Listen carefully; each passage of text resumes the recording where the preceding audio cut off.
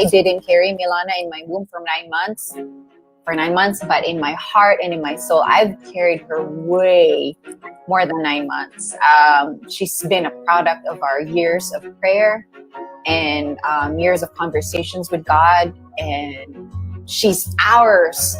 You know, she's ours, really and truly. Like, she's ours. You know what I mean? And I'm sure you get what I mean. When I was asked that question, I realized na, oh nga, how did I overcome that? I think by just God appointing me. He's mine. Moses is mine. God qualified me by giving him to me. So, dun pa lang, nakakalma na yung fears ko na, oh nga, I'm his real mom. Ako yung mom niya. God already qualified me for it. So, he gave Moses to me, so I'm the real mom. And regardless of what happens in the future, my son wanted to meet his biological family one day. Being a mom starts with really the decision. Once you say yes, because people are so afraid to say yes because they want to feel like the mom first. No, you say yes, and then you feel like a mom. You'll just feel that protective side of you, I guess. Well, I would advise parents who adopted their child to tell their adopted child as early as possible. You know, the younger, the better.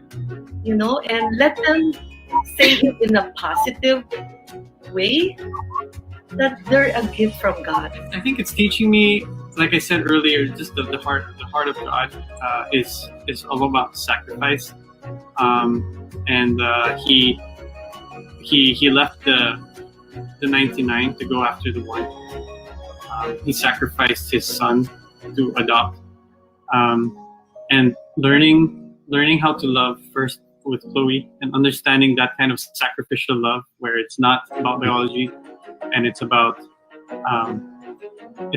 deciding and choosing, and that it's a privilege. It's really teaching me, you know, that love is action. Love is sacrifice. It's not about just providing for your family. It's not providing for your family. It's about raising the next generation and allowing them to, you know, to be impacted by Jesus the way Jesus impacted you. You know, and how you model that. How can you model if you're not home? How can you model and mentor if you're not home? Actually, we coin it this way. First, we say, bring your mission home. Okay. Everybody has a mission by heart, right? I can't figure out what my mission is.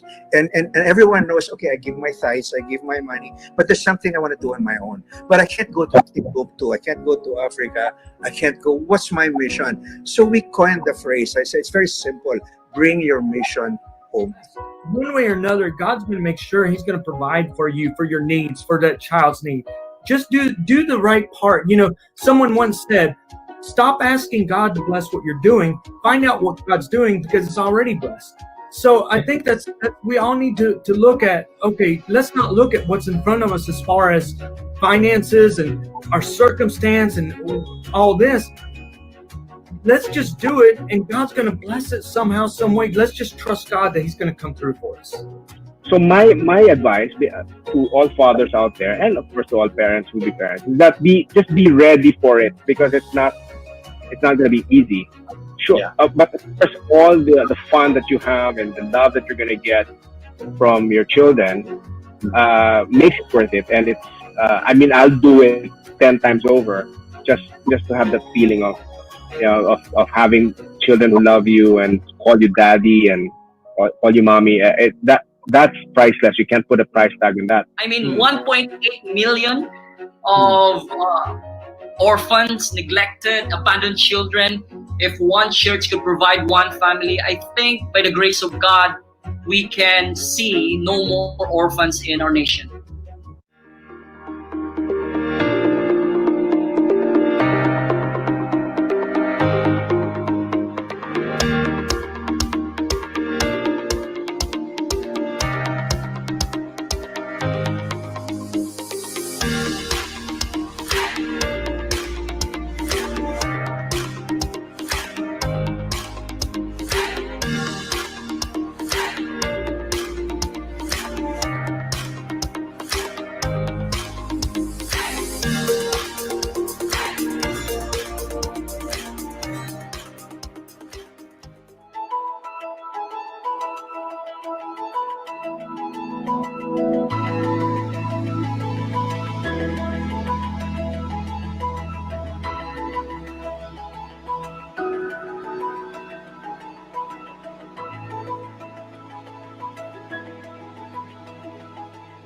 I was telling her, these are the three dads. Eh?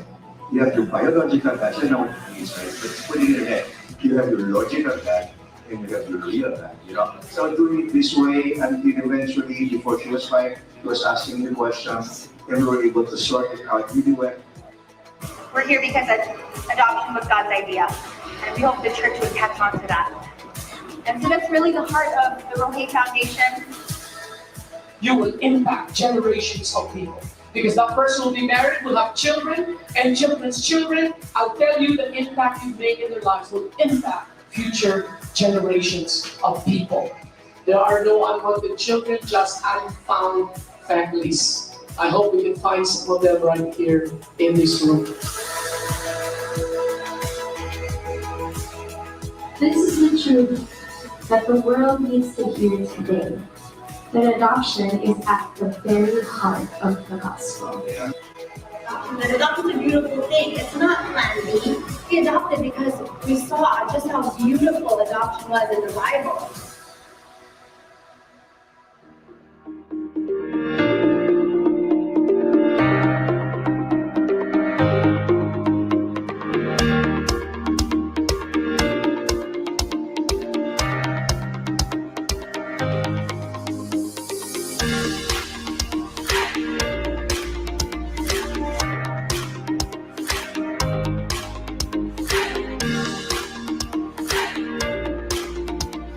Much closer to home, I mean, to you guys is, the traditional or popular way of help or volunteering wherein people go to orphanages. And I agree with you, Tina. Our philosophy as well, in beginning culture, is that children deserve to be in families. That's why, we've decided to support ROHIT Foundation, because we believe in that philosophy. We believe that the best way for the children to experience, a flourishing future is to be with families, not to be institutionalized. And when we visit as volunteers to, orphanages, shelters, to check it out and play for a bit, and not really have a plan to partner with them long term, right? It does more harm psychologically, especially that these are vulnerable populations of children. So we try to avoid those things. So this is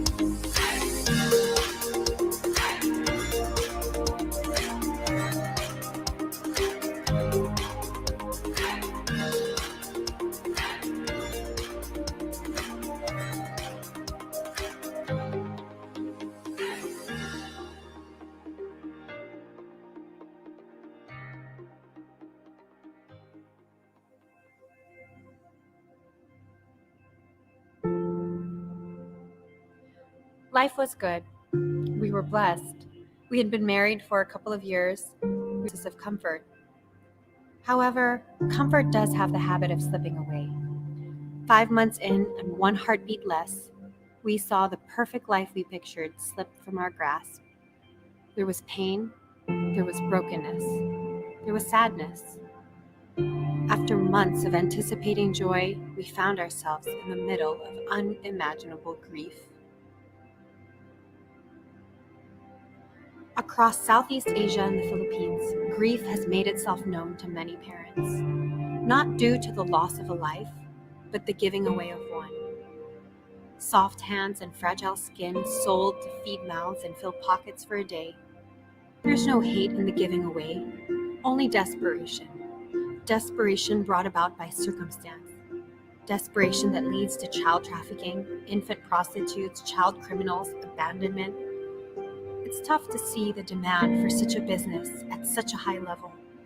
Billions of dollars being used to fund the violation of innocent bodies, some too young to even comprehend the pain. Even more, it's tough to know that this is being done in the land we grew up in, right in the city we call home. Our hearts beat for these children, so much so that it beats for a specific one. If we were to be advocates for these children, then we must first be examples. In October 2017, a pregnant mother couldn't keep her child. So with desperation, she searched for someone to be the one to hold her baby in their arms. We wanted to help, and so we did. But we never knew that it would be our hands that God would use to cradle this child. 3 weeks in, and one heartbeat more, we had her in our grasp. Our hearts were filled with love, and our souls refashioned. We are no heroes, just followers answering a call. Had we chosen to reject the call, turn our heads away, or hesitate even for a moment, our child would have been one of many whose body has become a commodity. She is one less child prostituted, one less child trafficked, one less child abandoned, one less child lost in the system, one less child victim, one less orphan. But she is just one less. There are millions of children out there who may never have access to a family, access to care, to nourishment, to shelter, to safety, to a childhood. But if more people extended their arms to these children, if the stigma behind adoption was redefined to be a culture of love, then 2 less children would be trafficked, 10 less children abandoned, 1,000 less children criminals, 1 million less children victims to this injustice. And instead, more children would be welcomed home by families who will treat them with love, provide them with nourishment, house them in shelter, care for their safety, and allow for them to have a childhood. Now, the call is great, but the answer is simple. It's a heart willing to serve and a courageous kind of love. It's open arms and open homes. At the ROHIT Foundation, we advocate for adoption. As of 2016, 1.8 million children in the Philippines were considered abandoned or neglected. And out of that 1.8 million, only 1,818 were placed for adoption. So as a response, the ROHIT Foundation aims to develop programs that provide holistic care for pregnant women in crisis, to rescue babies before they are abandoned and disowned, and to encourage and guide families in their adoption journey. Through this, we hope to see a world where every orphan is adopted into a family, and that all families be empowered to move in compassion and generosity toward children in need of families. Because at the end of the day, family is the answer.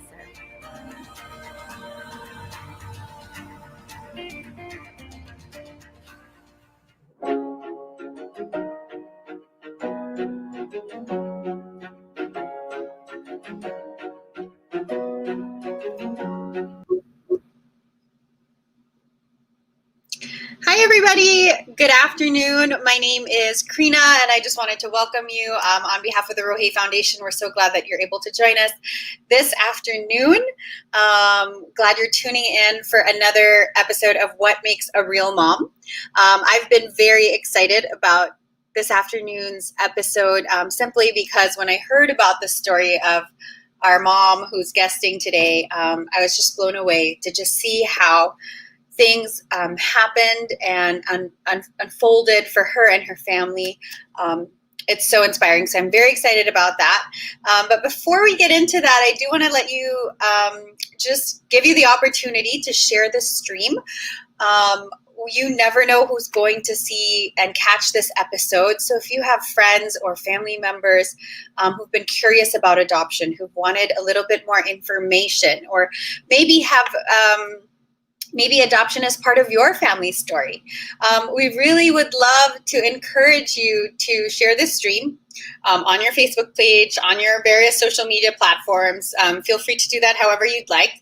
And then also tag your friends that might be interested. I mean, our hope and our desire as the ROHIT Foundation is to see more families, fewer orphans in the world, and to be able to use this platform to help provide information and inspiring stories about that. So please don't keep this to yourself. Do share it with people who you know might be interested to catch today's episode. It will also be available and will continue to be available on our Facebook page. So in the event that you're not able to watch today's entire episode, know that you can always come back, finish it off when you do have the time. And also share it with friends and family afterwards. So go ahead and do that. In the meantime, I did want to share a little bit about us. ROHIT Foundation is a nonprofit organization. We are based in the Philippines, and our heart is really to advocate for adoption. It's to help break those stereotypes and negative stereotypes, the cultural stigma that still exists around adoption that isn't necessarily true, and to help people see that adoption can be a beautiful way of growing our family. So we do that. On one side, we all throughout last year, prior to COVID and this pandemic, we ran forums called Family is the Answer. And we're now in the process of turning that forum into an online event. So if that's something that you're interested in, do keep an eye out for that. The other thing that we do is our Pregnant Women in Crisis program, which is ongoing. And the heart of that is really to reach out to women who find themselves unsure about their capacity and their willingness to see their pregnancies through. It's been a very difficult time for a lot of pregnant women due to the lockdown, due to the loss of their jobs. We do have a Facebook page called Tulong Kay Nanay. I invite you to, if you know somebody, have them connect with us through this Facebook page, or feel free to reach out to us on different platforms as well. If you know of moms who might be at risk or might be vulnerable during this time, we'd love to see how we can extend some support, some counseling, as well as financial support, so that they'd be able to see their pregnancies through. So that's a little bit about what we've been busy with. You can also connect with us on social media if you have questions or would like to get a bit more information about what ROHIT Foundation does. Please feel free to do that. You're also welcome to sign up for a consult. The last few weeks, and because of the live stream events that we've been doing, we've created an adoption consultation sign up sheet. At the moment, these are free. You can just sign up for one, and one of the members of our team will be there to be able to answer any questions you might have. It could be about the process of adoption, what to do, what are the next steps. We know that it can be complex and confusing sometimes, but it could also be about the heart of adoption and wanting to know, am I ready? Should I pursue this now or should I wait till later?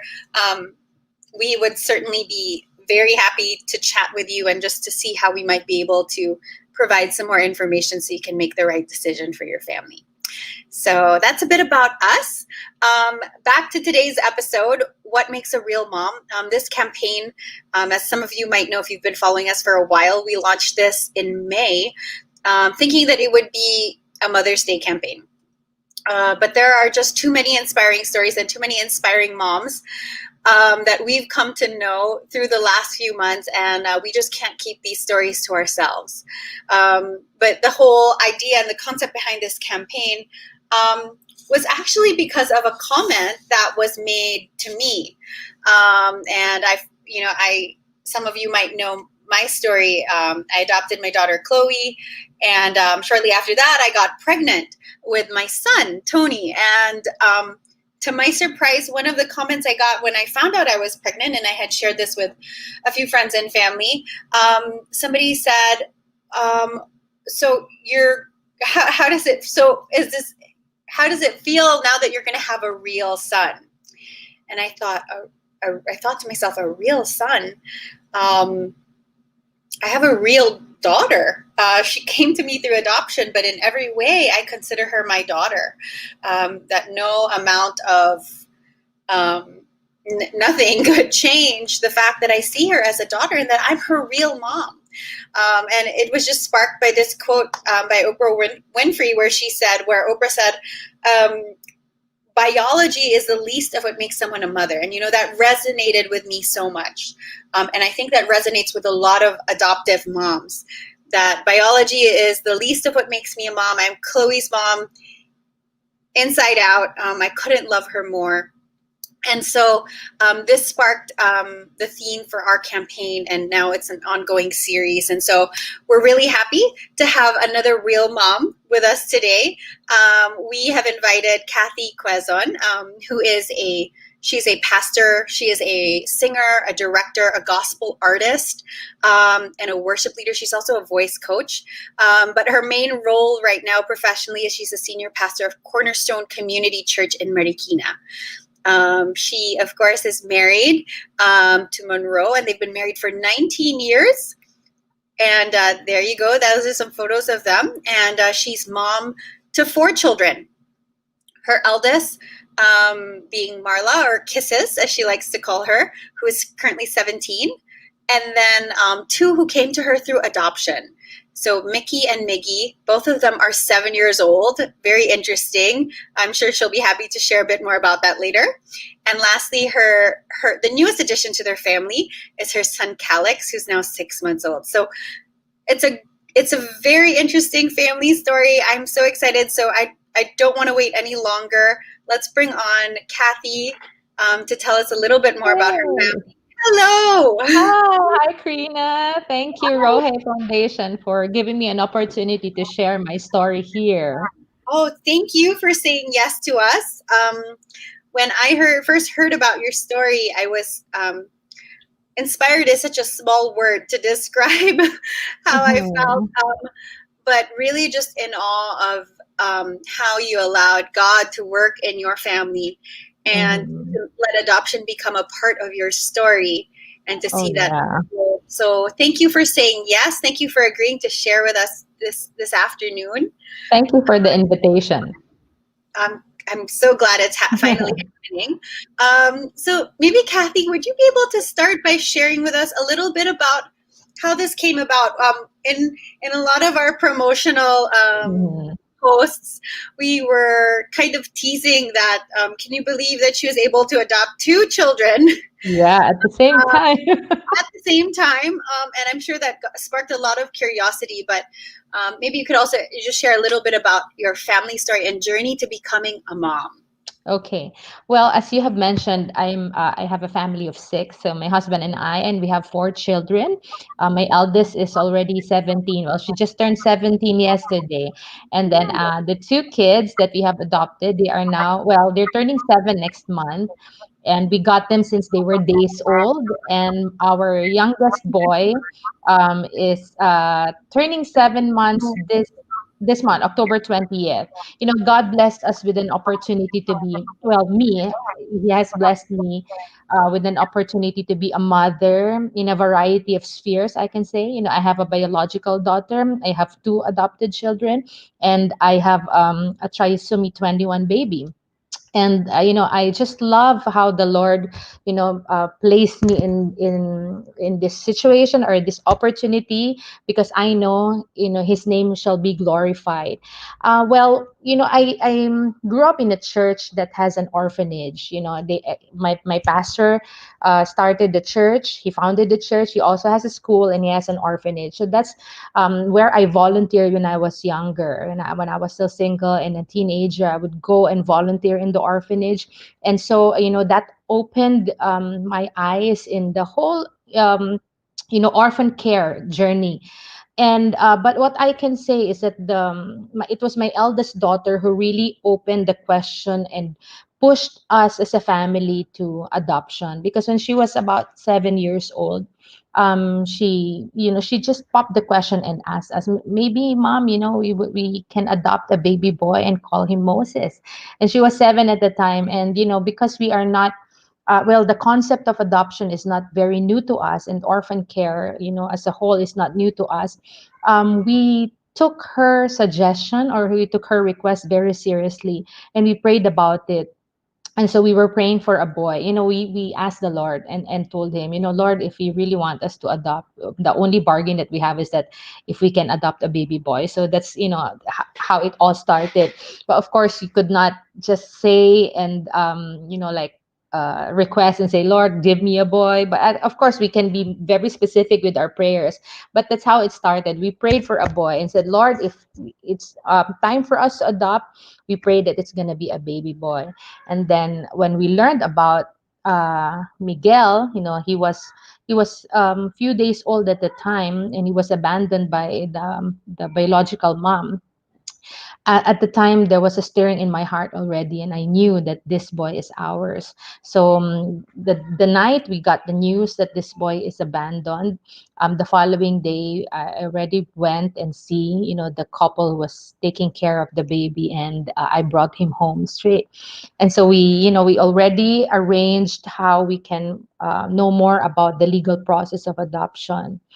And along the way, when I was in the office of DSWD and NCR, I found out about a baby girl abandoned as well. So you see, the Lord gave us children in a package. I prayed for a baby boy, but the Lord has a different plan. He has a better plan, so He also gave us a baby girl. Yeah, so that's how our journey started. So actually, just a side story, when I learned about the baby girl, because when we got the baby boy, it was my husband and I who both decided that we are gonna take the boy, Miguel. But when I was in the office of DSWD attending the adoption forum, that's when I learned about the baby girl, and I had no chance to consult my husband anymore. It was a surprise for him. Yeah, it was. It was really a surprise because I went home with the baby girl on hand already, and he was like, "Oh, whose baby is that?" And he was really surprised to see another baby girl. I'm sure, especially after just adding, one child to your family. Suddenly, Yes, it's two. correct. So now I have experience, like being a mom to quote unquote twins. Right. And what was so interesting was a lot of times people will think, okay, so were the boy and the girl, were they biologically related? Oh, I would Actually, get I would get the not at question all the all. time. Yeah.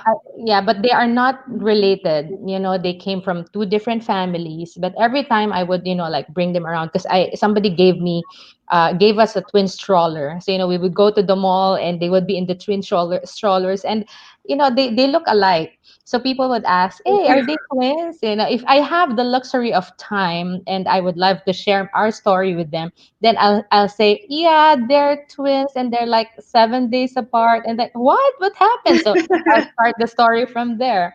But if I don't have much time, because maybe I was rushing and somebody asked, "Oh, are they twins?" I just say, I just want to say, yeah. Yeah, it's so Yeah, nice to be able to confuse people a little bit correct. and leave them guessing.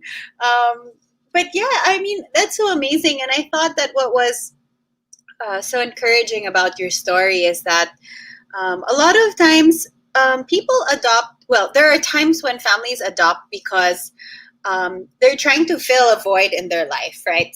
Mhm. And so they feel like this child being added to my family will fill a gap or an emptiness in Mhm.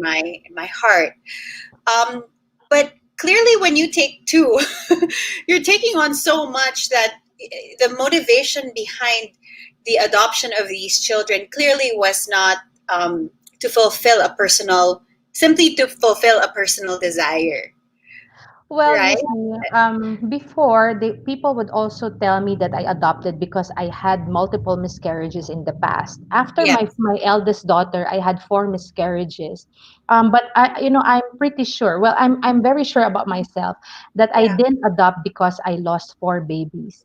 It right. was very clear to me that the Lord has opened this, and stirred this in our hearts even before. So that's the reason why the Lord orchestrated that we were involved in the church where we were introduced to orphan care. Yeah, So when I had my miscarriages, well, I believe that was also part of like hitting the nail with the Preparing your hammer. heart. Yeah, because after the fourth miscarriage, the Lord spoke to me very clearly in my heart, and the verse that we are all very familiar with, the verse, "My ways are not your ways, and my thoughts are not your thoughts." After my fourth miscarriage, that word became a rhema to me, and then I embraced fully that, Lord, you're gonna give me another child. You're gonna give me actually children, not just one child, and you're gonna give it to me whichever way you want. So I embraced that, and I relaxed on it, because at first, people will struggle, especially in my case, 4 miscarriages, in a row. And I was like, oh, okay, Lord, so what's your plan? But then I learned how to embrace God's plan, and his ways and plans are really greater and higher than ours. Yeah, so I can say, that the motivation behind this is not really because, like what people would say, because filling up the void and all that. This is really in the very heart of God, and we are just blessed, that the Lord has given a part of his heart to us and say, okay, I'm entrusting you with this task or with this assignment, and I would like to open your family for another blessing. And we are just so blessed and happy that the Lord has chosen us. Yeah, I couldn't agree with you more. I think, and miscarriage is a painful thing. Grieving the loss of a child is painful, regardless of how old that child is. And I mean, I do believe God used it to prepare your heart. But when the opportunity came to adopt not just one, but to Yes. say yes to 2 children, I think in that moment, what were you thinking? Because ako, my personal story is, I often look back at the time where I had the opportunity to say yes or no to adopting my daughter Chloe, and I'm so humbled when I think that my flesh and instinctively I could have said no. I could have made many excuses that I'm not ready, or oh, we don't have this yet, or maybe then maybe the next opportunity, or maybe now's not the time. But I'm so grateful that, and I'm so humbled that the Lord would have prepared me to say yes. And I think about you, Kathy, and you said yes twice over. What was it that was, what did you have to process in your heart to be able to say yes and to know for sure that this is the right thing for me and my family, to bring 2 into our family within 1 week, the past 7 days apart? Yeah. Actually, 3 days. They are 7 days apart by birth, but we got them 3 days. So I think we got the boy the day the girl was born, because we got the boy when he was 7 days old. And yeah, I think kasi the Lord has stirred us to us, because of the Yolanda typhoon before. There were many families that were misplaced. There were many children that got orphaned. And at the time, we were praying and asking the Lord, Lord, you prepare our family for that. If there would be children from Yolanda that, they are already orphaned, then we are opening our homes. And that was actually the beginning, and so when we learned about the boy, our hearts were already ready to receive anybody from the Yolanda, but the Lord has a different plan. And so when we learned about the baby girl, I think that was the main reason why I wasn't able to consult my husband anymore, because it was really burning in my heart, and I just need one person to agree with me at the time. And so I called my sister, who's also a pastor. She's pastoring Cornerstone in Singapore, the Filipino congregation. And I called her and I told her, there's a baby girl, abandoned, and I'm here now. As you know, I have a baby boy, 3 days with us already. And I just need her confirmation. I just need somebody to agree. And she said, okay, go for it, And so, yeah, and the rest is history. Wow. That's amazing. And I think it's so wonderful the way you tell the story, because the joy is still so fresh. The excitement of, I know they're 7 years old now. Am I right? So they're 7. And so 37, yes. next They're month. 27, and just the joy of it doesn't get old. Oh The yeah. excitement of that week, I'm sure, and the Mhm. adrenaline of showing up at your home after just attending the adoption forum or foster care forum, showing your husband that you had another baby Yes. that you were bringing in. How was he? He must have been shocked. Well, it caught him by surprise, and I actually teased him because he was left at home looking after the boy, and I went home with the baby girl in hand, and he asked me, "Okay, so whose baby is that?" I kept a very straight face, and I told him, "Well, this baby is yours." And he said, "What do you mean mine?" Well, I met the lady you impregnated, and she said that you're the father of the baby, and she could not look after the baby anymore, and so I took the baby, and it's like, you're crazy. Yeah, I mean, Of I know course, he we laughed. married a man who's a man of integrity, and so he was probably like, "What has come upon my Yeah. wife?" And so that's so wonderful. But I also, a while ago, you were mentioning that actually your daughter, Marla, you call her Kisses, diba? You call Yes. her Kisses. She was actually very young, and the idea of adoption was actually kind of, in a way, sparked by her Mm-hmm. when she was about 7 years old, if I'm Yes. not mistaken. Yes. Kathy, how do you instill this vision for adoption in a 7-year-old? How do you get them to understand that and the beauty of it that way? Because when we started working full time in the church, I would always bring her. The heartbeat of Cornerstone is really in the missions. So we would go to different outreaches. We have outreach in the boys' home, girls' home, orphanage, even in the old folks' home, the women's prison, and I would bring her there all the time, even in conferences. So she was homeschooled for 3 years, and she was very much exposed. And every time we would bring her there, of course, we would teach her, we would tell her all the valuable lessons, why we're bringing her there, why these kids need care, extra care, why we are looking after them. And so I believe, she understood at a young age. Um, that's why every time she would say, "Mom, I would want to share my toys with them. I have clothes here that I don't use anymore." And she would share to the children in the children's home, and so her heart was ready. That's why when she told us that we can adopt a baby boy, I was not very surprised anymore, because she loves children.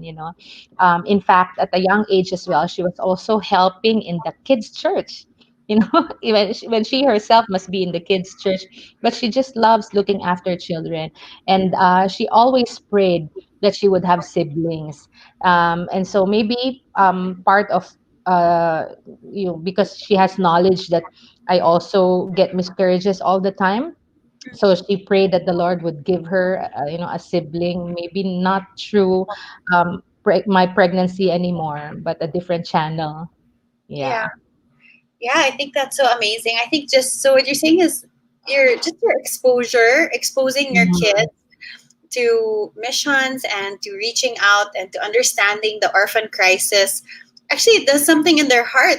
We might think that they're too young to understand, but if your 7-year-old can form a vision for adoption for your family, Mm. I think that's so incredible. Oh, they're so cute. Yeah. She must have been thrilled. What was her reaction when she found out that God answered her prayer twice over? Not just a brother, Yes. but also a Oh my gosh. sister. Yeah, she was very excited. She was very excited. There were people, who were concerned that she would not take it lightly, or she would not take it happily. But she was very excited. In fact, there was a time, somebody visited our place when our kids were still weeks old, and the baby girl, because we got her from a place in Manila, the dump site there. But her skin is very prone to allergy. She would get rashes all the time, and her skin would just would not have rashes when she's in the air conditioned room. And one friend visited us and told us, hey, you baby girl, why is your skin so sensitive? It's not as if you came from this place in Manila from the dump site. And she was so insensitive. But my daughter who heard it, my eldest daughter, she said, don't call her that way. She did not come from the dump site. She's my sister. So she really has a heart Wow, for her siblings, and at a young age she was like fighting for them already. that's amazing. Yeah. Wow. I on that note, I wanted to ask you, because now that the twins, Miggy and Mickey, are now that they're a bit older, have you started having conversations with them about adoption, about their adoption into your family? How much do you know? How did you start having those conversations with them? We started very early. When they were about 2 years old, we already started sharing stories with them about where they came from. We formulated it in such a way that, like telling night stories and say, okay, we got this. There's a baby girl, and the Tommy mommy, we called her mother Tommy mommy, and I'm the mommy. And we told her there's a tummy mommy, and the tummy mommy cannot take care of the baby girl anymore. And I was praying, Lord, give us a baby girl. And so the tummy mommy gave you to us because Jesus told her to give the baby to us. And at 2 years old, they already know. But at the time, of course, they didn't fully understand Fully yet. understand. But we Yes. started early, we started young, and so we just kept on repeating. I believe one of the keys here is repetition, consistency. So you just tell them all the time, uh, and present it in such a way that it would not hurt or even boost actually their identity, and tell them, oh, you have a different tummy mommy, but mommy prayed for you, and God answered our prayer, and God gave us the baby, and that's you. And so yeah, so even up to this time, they know that they have a tummy mommy. Sometimes they would ask, hey, I remember mommy, you told us about a tummy mommy, where is the tummy mommy? And I was like, I always tell her, someday soon, as you pray, maybe the Lord will show you where your tummy mommy is, and maybe you can meet if you have brothers and sisters there. Well, the girl is more interested, but the boy is, well, he's not very interested about the tummy mommy. And so he say, if we tell him about the tummy mommy, he'd say, okay, but I don't want to hear that story. So I think, well, I heard from one psychologist, that the girls would want to know more about their biological parents, and the boys would have, well, a good percentage of boys would not have interest over it. But yeah, we started young, and we are praying that as they understand better, they would love even more how God has placed them in our family. Yeah, I took your advice, because you shared that with me, using the concept of a tummy mommy. Yeah. And I thought it was so helpful. It's a cute way, a lighthearted way, especially to talk to young toddlers about it. And we like to Yes. encourage families not to have a big reveal. you Yeah, correct. a big reveal when they're 16 or 13 years old. Yeah. Because normally it backfires. It backfires, and I know some have chosen to do that, and sometimes it can result in a painful Mm-hmm. surprise, right, to Yes. somebody who is a bit older. So our encouragement is always, as young as you can, to start having conversations. They don't have to be so formal. um, Yes. Sorry, Karina, let me yeah, cut you. I have friends who are also adopted, and they found out when they were older. And their advice also is to let the kids know when they are much, much younger, and, keep repeating so that they will understand and have a grip of it. And my friend who, learned about it when she was already older, um, how can I say, she was very hurt because everybody knows that she's yeah, adopted, and she's the last to know. And so that hurt, that's very painful. So yeah. I really pray that all adoptive parents would start young, you be as honest as you can, because it will also establish that you're very proud of who they are and you're not keeping it as a secret. That's right. That's right. Yeah, and I realized that actually, at least for myself, when talking to my daughter Chloe, my Chloe's almost 3 years old. So we've been telling her as early as a few weeks old. Actually, it was more practice for me than practice for her. Yes. For her, and I found that actually it causes me more anxiety than it causes her. Actually, it's not really that big of a deal to them. They don't fully understand it, but they're getting used to the language about adoption and things like that. And I thought that that's very healthy for our children to grow up that way. So glad to hear how you did it as well. How about, you mentioned a little bit about that there are families, there are some people and friends who have grown up and it was kept a secret or it was hidden from them, and it can be very painful. And I find that here there are still some stereotypes. There's a lot of cultural practices which don't really harbor a cause for celebration when it comes to adoption. They don't really foster that atmosphere, a positive atmosphere around the topic. Have you encountered that in your family, and how do you guys manage that? Because you have such a colorful story around your family. We have a neighbor, and our neighbor also have little children. And at one time, you know how kids sometimes they would fight over toys, so on and so forth. So because my kids and their kids were playing, I think they had a kids fight. But what hurt me is that this mom went to my children and told them, "Why do you act like that when you're adopted? You're just adopted anyway." So, I went to that house and brought out the lion mama in me, the tiger mama in me, and said, "You don't talk to my children that way.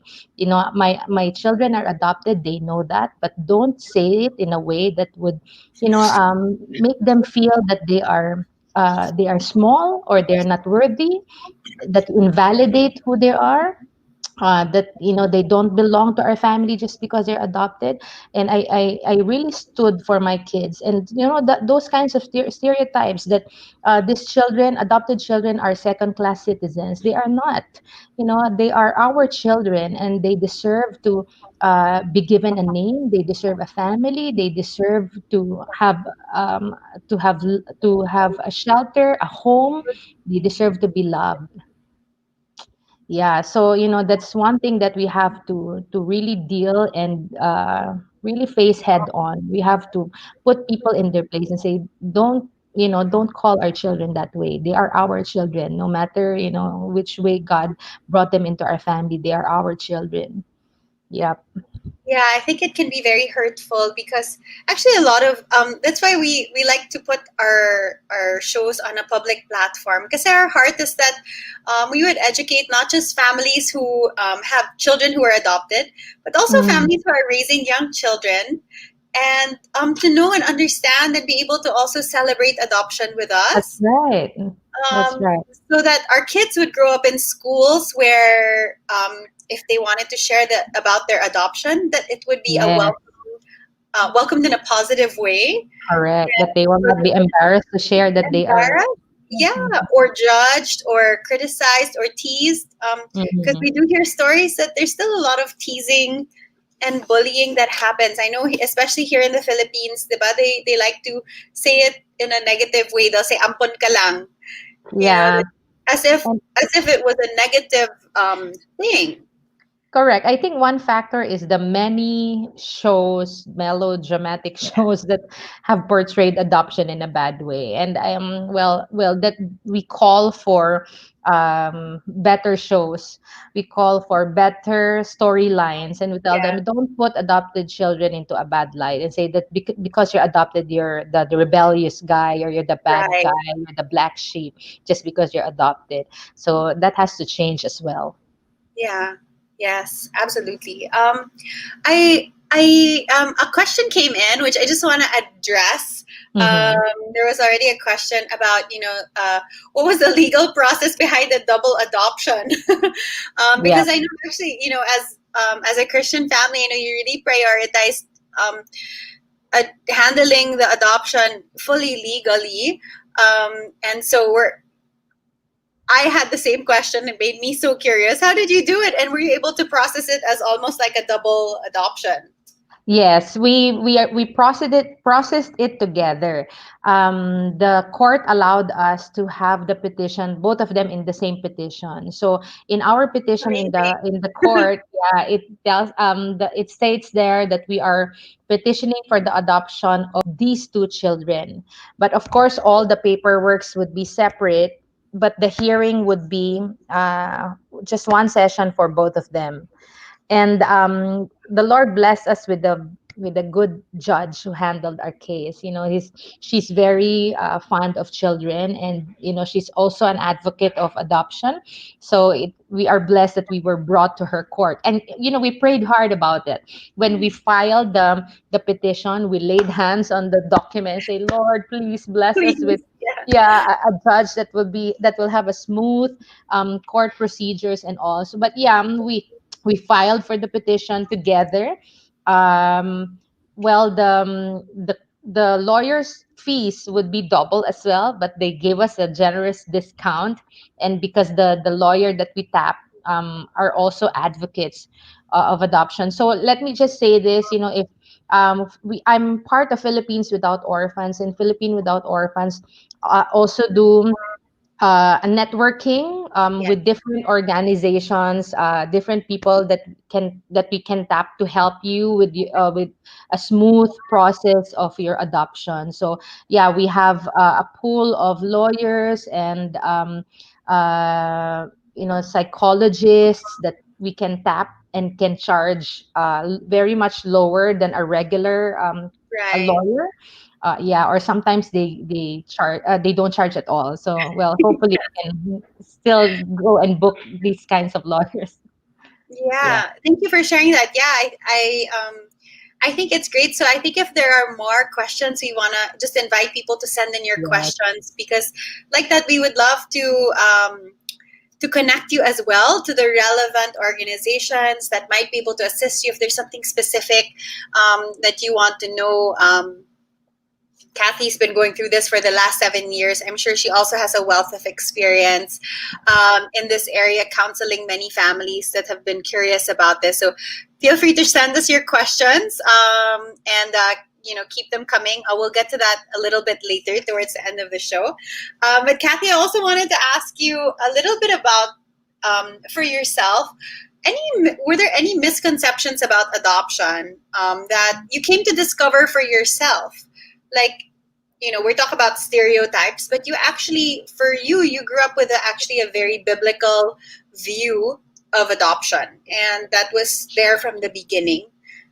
But in the course of the last 7 years, are there things you've discovered for yourself that maybe caught you by surprise? Well, I can say a misconception about adoption is that it is very traumatic and very hard. Traumatic in the sense that, as they grew up, they say all the bad traits of these children are going to come out because they came from a bad family. You don't know where they came from. Maybe they came from parents who are crazy, so on and so forth. And all of these shall come out. But then that's really just a misconception, because as they grow in the family where you are in, and you keep on showering them, the right nutrition, the right words to say, you sow seeds that are good seeds, then all the other things that they, maybe baggages that they have when they were young, or the baggages that they have inherited from their family, I believe they will be overpowered by the good seeds that you keep sowing in their lives. So don't be scared, that these kids will as they grow up, they're gonna turn out as rebellious and bad people. Because as you embrace their identity, as you embrace them as your own, because you see, look at this: if you have your own children and then they grow up to become rebellious, you don't disown them, right? So why disown an adopted child just because they have turned rebellious when they have when they grow up? So you just treat them really as your own and see that, Lord, you have a good plan for my children. You have a good plan for my adopted child. And whatever um, negative things that he has, as he has inherited from his family, I know, Lord, that you are going to use our family to uproot whatever negative things that have been sown in his life before, and you are going to use us to sow good seeds, and it will help him grow up and be healthy as well in all aspects. Thank you. Yeah, because a lot of times there are families that are a bit cautious because they fear that there will be bad fruit in the future. Yes. And that that if they would go, that children who are adopted will go through a season of rebellion. So I'm glad you addressed that. Yeah. Yeah. How about the other question that we get asked is, but you got them as babies, so will they still have to process this? Will they still have? Is there still bad seeds sown even though they never spent a day with their parents? What do you normally answer? Well, you see, even if we got them when they were days old, there are still personalities, there are attitudes, there are behaviors that we know that are not from our family. That well, we say that, where did he get this from? Where did he learn this?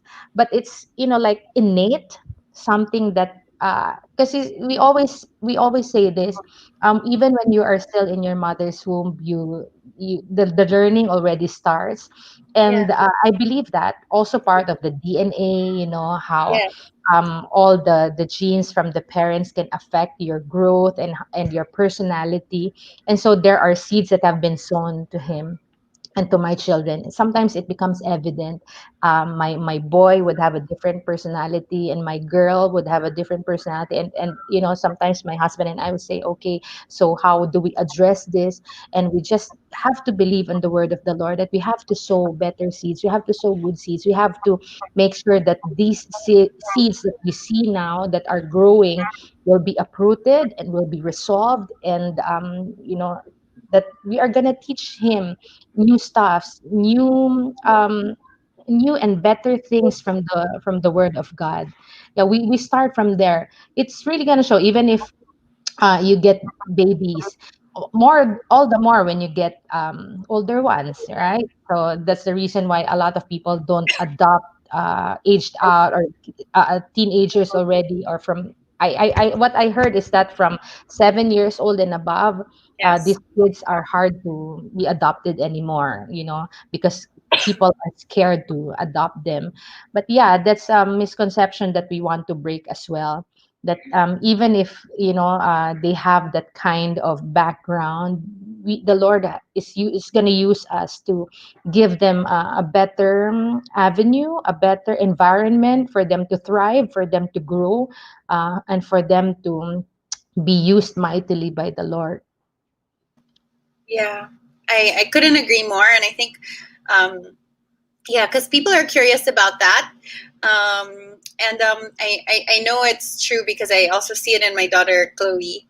And I said, as much as there are some things which we just need to, in a sense, leave there. And I know that at some point in her life, she's going to have to wrestle it out with God herself. Yes, in a sense, yes, correct.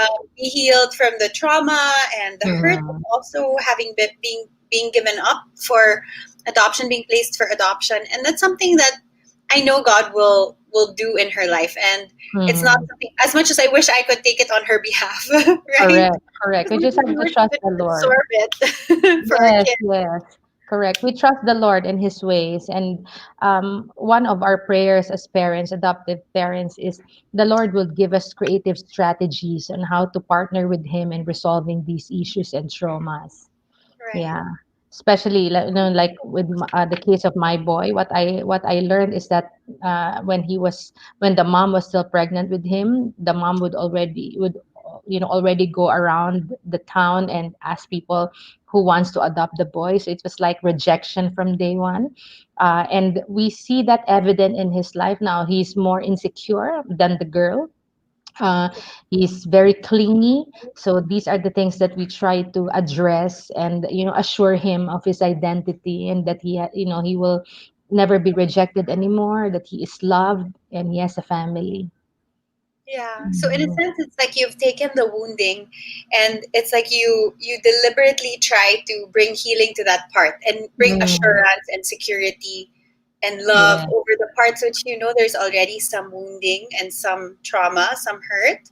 Mhm. Um, as his parents, right? In a sense, you can cancel that there, right? You can kind of Mm, override the hurt that's there, and correct. bring healing to that area of his life. Kathy, I wanted to ask you as we as we start to wrap up, and then we'll leave room in case there are some questions. But we call our show "What Makes a Real Mom." Wanted to ask you for yourself, how does that show up for you? Have you felt that there was a difference in the love for your kids, those who came to you biologically, because you have two who came from your womb, Mhm. and then you have two who came from a tummy mommy. Yeah. So, what do you say? And have you ever encountered any comments like that about, are you the real mom, or are they your real kids? Mhm. Do you have any experience there? Well, before we started this orphan care journey, that was the question that was in my mind for the longest time, because we were involved in the orphanage, right? And every time I would visit there, I would ask the Lord, Lord, is there any difference in the heart of a mom to her biological child and her adopted child? But when the Lord brought us into these children, the Lord brought these children to us. All the more that I appreciate, not by theory anymore, not by just teaching or hearing from people about our adoption in the Lord, all the more that I have experienced our adoption and the beauty of our adoption. And so I learned that yes, there's no difference at all.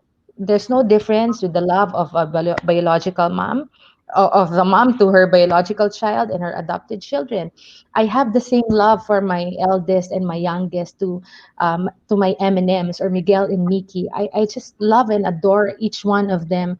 And I appreciate even more our adoption in the Lord. That yes, God, our Father, loves us unconditionally. And just as He has said, whatever, He has made available for Jesus, He has made available for us. We just have to ask. And I appreciate also Jesus even more as our brother. Because God has adopted us in His family. And so Jesus became our brother. And Jesus, he was not he said he made all these things available to us. He allowed the Father, for the adopted children, us to enjoy the benefits. In fact, Jesus said, greater things you shall do than this, what He has done. He is telling all of us, greater things you shall do than this. And so as I see my eldest daughter also appreciating and loving her siblings, her adopted siblings, and in fact sometimes she would give what's for her and give it to her children. I appreciate Jesus. I say, Jesus, thank you, um for allowing God the Father also to adopt us in the family, for accepting us as your siblings, your adopted siblings, and making all these available and assuring us, encouraging us that we can actually do greater things than these, or than what you have done. Yeah. I just love the beauty of adoption, and I appreciate even more the unconditional love of God the Father to us. Yes, yeah. I think it's amazing because I think if you are, if you have a relationship with God, earthly adoption makes even more real your heavenly adoption, Yes, right? yes, As that's a right. child of God, and you're able to draw the parallels, and actually it brings you closer to Him and allows you to see a different side of our relationship with God. Mhm. So thank you for sharing that. I just want to give time in case there are any questions. We'll take a look now at some of the questions. I think a lot of people love you. They fondly call you PK. Oh So yeah. a lot of I think friends and those who know you are watching. Miss Isa Tika said, "Double adoption. Does that mean double expense?" Not really. Not really. Well, there are some cases that you would have to pay double, but most of the time they give discounts for the double expenses because you're doing it together anyway. Right. Yeah. Okay. Zenith, Miss Zen said, praise be to God for adoption-friendly courts. Yes, the courts can be so terrifying, You know, not knowing what to yeah, expect. a tip when we already know the court when it was raffled, we went to the court and prayed, Lord, please give us favor. Yeah, so Yeah, if you can do that too, I know it's yeah, gonna do something miraculous in your process. that's great. Good. We have some. Gina is asking for assistance on legal aspect. Absolutely, Gina, you can sign up for a consult with us. We will post the link again here, and then we can actually also connect you to Philippines Without Orphans, the organization that Kathy has shared about, and I'm sure they'd be happy to connect us to, depending on what your need is exactly. We can see how we can do that. We have somebody watching, Mel, watching from Region 3 from Pampanga. Wow, that's great. I have another question here. What role did your community play in the adoption journey? Maybe, your close friends, your family, your church community. What was their role in your adoption? They have become the strongest support group that we have. First our family, and then our church family, and of course the friends. They say it takes a village to raise a child. I think it works really for us. There was a time when my husband and I would have to go to an event out of town, and we have to leave our kids. They were, if I'm not mistaken, about 3 years old at the time, and we have to leave them. The time that we left Manila, my girl was already having some fever, and I asked my mother-in-law to bring her to the hospital for a checkup because her fever was quite high. But we were already on the way, and we could not back out because it's a wedding that we're going to attend, and I'm going to host the reception. Of course, I cannot tell the couple, you have to cancel your wedding, because I have to be in Manila, so on and so forth. So I just have to trust my mother-in-law and some of my friends. So I messaged some of my friends and told them, well, church leaders actually, three of them I messaged and said, "Can you please accompany my mother-in-law in the hospital because they are there? My youngest daughter is, I think, going to be warded. Please assist because I found out she's positive with dengue." Oh But we no. could not go home. So I called a few friends, church leaders, and told them to assist my mother-in-law. You know what? After an hour, I got a phone call from the hospital, and it terrified me because why would the hospital call me? Yes, and the hospital called me to inform me to please tell our friends to leave the hospital because 30 people showed up in the emergency room. Can you imagine? Wow. Yeah, that big of a support group, and their role really is to provide another shelter, another layer of protection for our children, and really let them feel that they are very much loved, not just by us, but by a big community. Yeah, That's a big, wonderful. Yeah, I don't think you can do it apart from a community that yes. understands your heart as well. And so we say, it's true, it takes a village. It does take a village, and even more so to be able to love and accept and understand the heart of adoption that you're instilling in your family. So that's wonderful. Before we go, I just wanted to give you the space and the time to maybe what are your tips or advice that you might have for families that are watching or that will watch this episode, because it will be available online and it will stay there. So do you have any advice for families that are considering, maybe they're double-minded still, or they have some concerns that they can't seem to get past? What is your advice for them in this area? 3 words: jump into it. Come on, just jump into it and trust the Lord, because there are lots of uncertainties in life, and this is one of them. You cannot just get everything in a bowl, presented to you in a bowl, and know everything for certain facts, but you just have to step in faith and believe that God will pull you through in every season, because He's gonna be with you. This is in the very heart of God, and you are touching God's heart as you adopt and bring these kids home. And because you're touching His heart, for sure He's going to provide, not just in the area of finances, but in every area in your life that you would need provision. The provision of grace will be upon you. The provision of support will be there, and definitely, the Lord will also open His windows and bring the resources of heaven to you, so that you can walk through the season with ease, with grace, and just believing that the Lord is with you. I actually find this very addictive. You see, in fact, we always consider adopting more, but yeah, but we are also, of course, considering because we have a new baby. But before, we were saying, as soon as we finish the adoption of the legal process, we are open for foster care. We are open as the Lord leads us. If the Lord tells us to adopt more, of course, we would love to. Yeah, like what I said, we find this very addictive, because you get to experience, get to experience firsthand God's supernatural provision and grace in your life as you adopt and open your homes to these people. Yeah. That's so true. I know exactly what you mean when you say that it's addictive. Yes. Because it's just so wonderful to experience the love of God that way, and to see it be channeled through your family in a way that you would have never expected. I see a comment from Trix.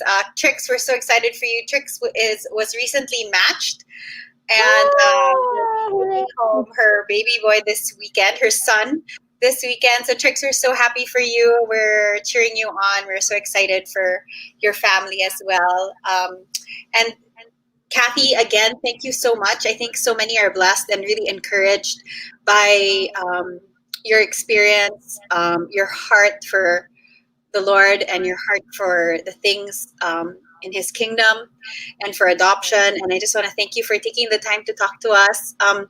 I'm sure people would be eager to connect with you. I think that's why we put is that your Instagram handle, Kathy Cueson? Yes, that's my Instagram handle. Yeah. And then if anybody would like to connect with Kathy, I'm sure you can reach her online, or you can reach out to us. We would also be happy to connect you to her if you have questions that you might want us to direct towards Pastor Kathy. We'd be happy to do that.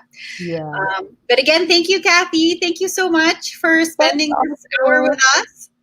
Thank you, ROHIT Foundation. Thank you, Krina. I enjoyed this afternoon.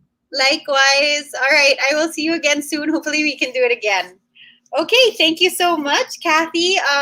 As we wrap up today's episode, we do want to remind you that this is going to be available online. So if you got to tune in for the whole thing, I think you'd be just as encouraged as I was. So please do go ahead and share this. Make sure as many people can see it, can enjoy this episode, and can just be inspired by Kathy's story. Also, do look out for more episodes of What Makes a Real Mom. We're also entering our kind of, what do you call it? Like events and activities around Orphan Sunday. I just want to take a minute to share a little bit about that. So Orphan Sunday, it's actually observed on November 8th, 2020. That's the second Sunday of November. But, leading up to that, we have activated a few events, like micro events around this that will be happening online. And we would love for you to participate in them. So the first one is actually we'll be doing some kind of a matching between orphans and families, prayer matching.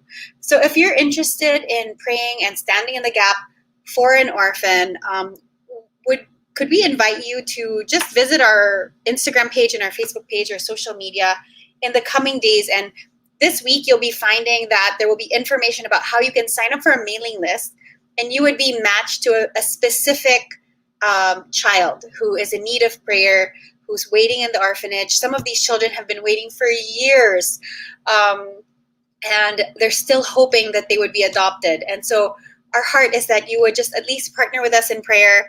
If you want to know more about Orphan Sunday, you can go to orphansunday.org. This is actually something that is observed all across the world. It's not just a ROHIT Foundation thing.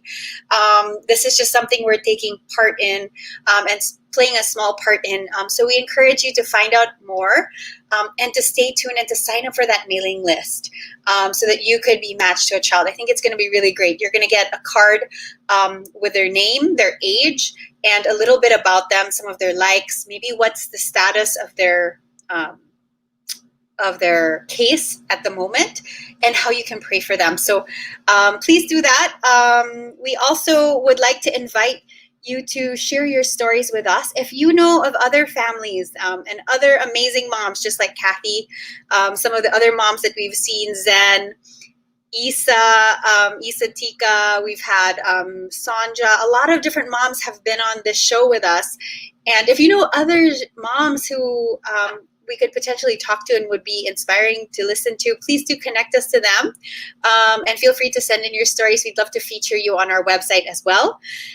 So do connect with us on our various social media accounts through the week so that you can just keep yourself posted on what's going on. So there's always some new stuff happening.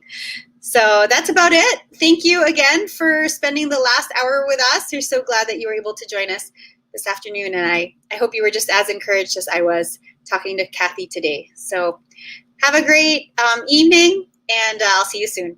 Bye.